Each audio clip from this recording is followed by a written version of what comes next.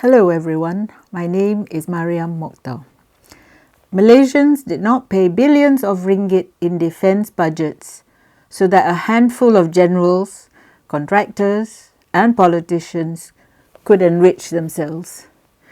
And yet that is precisely what decades of weak political will, selective accountability and tolerated corruption have delivered. So when ministers talk about reform while signing off on opaque deals, rhetoric becomes complicity. Billions approved, capability missing. So what's happening? Over the last 5 decades, Parliament has approved tens of billions of ringgit for defence in submarines, ships, helicopters, land, maintenance and spare parts. And yet the armed forces repeatedly face shortages, delayed platforms, grounded assets and obsolete equipment.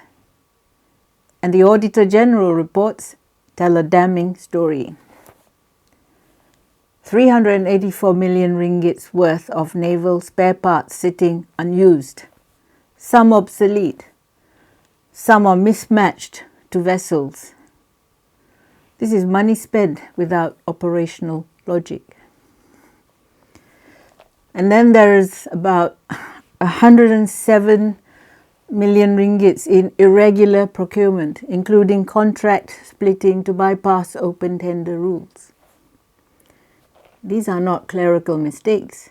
They are red flags, the kind that every finance ministry, cabinet and parliamentary committee is trained to recognize. And yet, approvals continued. So the ministers, they cannot claim ignorance. Defence procurement does not happen in a vacuum. Every major contract passes through the cabinet, the defence minister, the finance ministry and parliamentary budget approvals. The Scorpene submarine deal alone, valued at over, I think it was 1 billion euros, if I'm not mistaken, involved allegations of massive kickbacks and intermediaries, casting a long shadow over Malaysia's defence governance. And then we have the MINDEF land swap deals spanning more than 25 years and reportedly causing losses which exceeded 500 million ringgits. And they involved land transfers approved at cabinet and ministry level.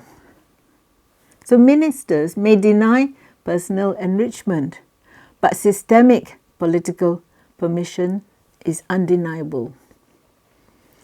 So let's examine when talk replaces enforcement.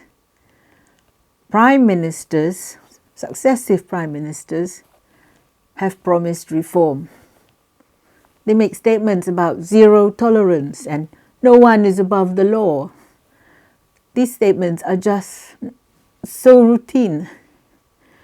But citizens judge governments not by speeches, but by outcomes. Consider the pattern.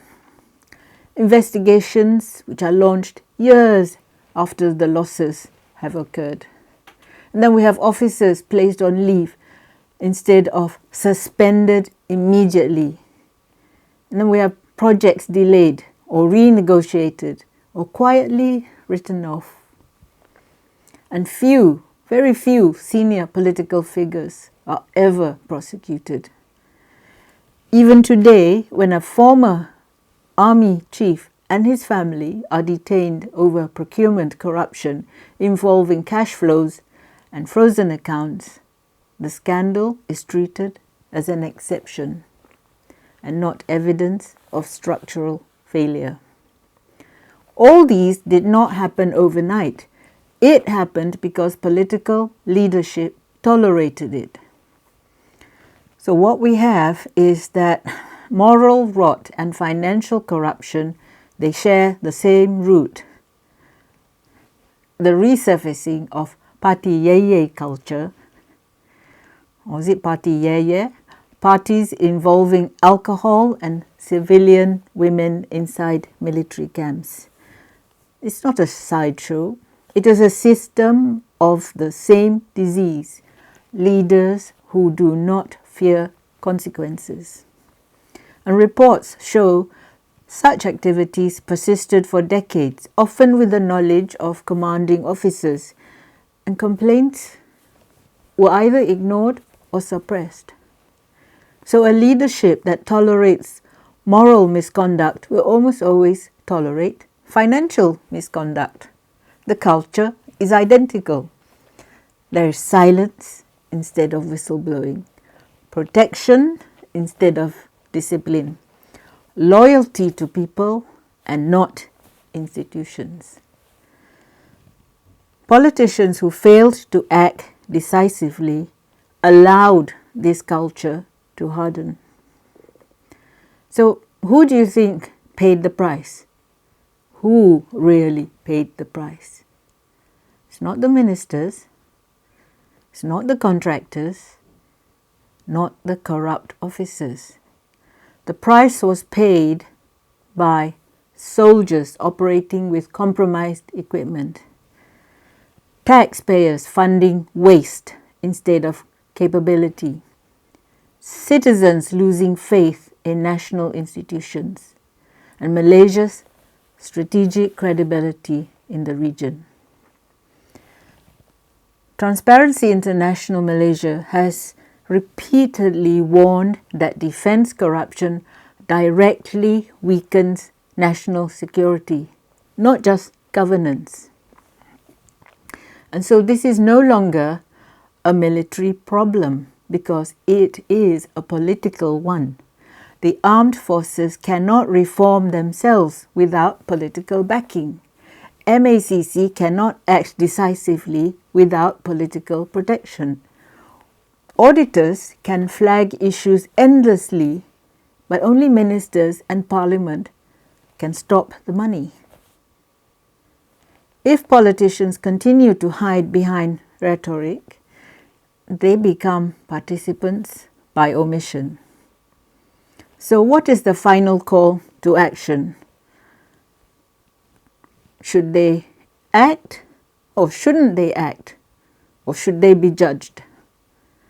Malaysians are no longer fooled by slogans. So what must happen now? So number one, full public accounting of major defence procurements since the 1990s. Number two, mandatory parliamentary hearings, televised, on defence corruption. The third, no exemptions for ministers, former ministers or political aides. Number four, immediate suspension, not just leave, for officials under credible investigation. And number five, whistleblower protection backed by law, not just promises. So what should we do? Or perhaps, what should our ministers do? Now, if ministers truly believe corruption is unacceptable, they must prove it with consequences, not just speeches. History will not remember who spoke the loudest. It will remember who stopped the looting. Thank you for listening. Speak to you soon. If you like my videos, please press like and subscribe to my YouTube channel. Please also visit my Patreon channel if you wish to sponsor me. Thank you.